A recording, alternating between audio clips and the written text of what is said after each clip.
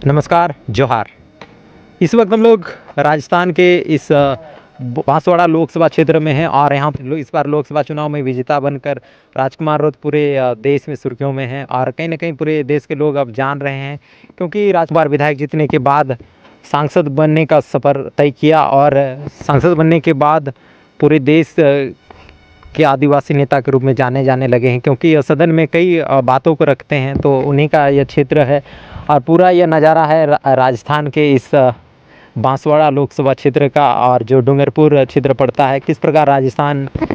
का यहाँ पे जो ज्योग्राफी कह सकते हैं, यहाँ के किस प्रकार यहाँ पे जो आदिवासी हैं किस प्रकार पूरे विभिन्न क्षेत्रों में बसे हैं और किस प्रकार संघर्षरत हैं, तो उन्हीं वंचित शोषित आदिवासियों के आवाज़ बने हैं राजकुमार रौत। पूरे कई मुद्दे को उनके अस्तित्व, उनके परंपरा संस्कृति को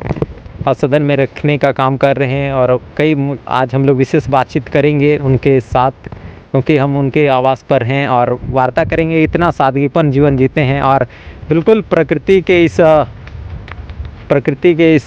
सबसे ऊपर में बसे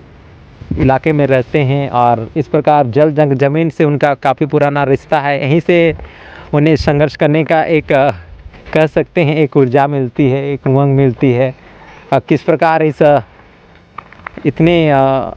शांत जगह पर रहते हैं और किस प्रकार यहाँ कितने संघर्ष करके वे सांसद तक का सफ़र किए हैं, यानी सांसद बनने का सफ़र उन्होंने पूरा किया है। तो उसी का लेकर आज हम विशेष उनके साथ हम लोग वार्ता भी किए हैं, आपको ज़रूर दिखाएंगे। फ़िलहाल यह उनका घर है और पूरा इलाका प्रकृति की गोद में बसा है। झारखंड की परंपराएं यहाँ की झारखंड की परंपराएं जिस प्रकार अद्भुत है, उसी प्रकार राजस्थान की परंपराएं अद्भुत है, यहाँ की संस्कृति अद्भुत है। जिस प्रकार झारखंड के लोग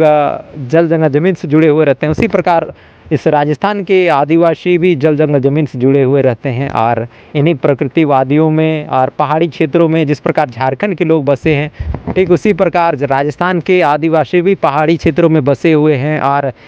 जीवन जी रहे हैं और सुकून भरा जीवन जी रहे हैं और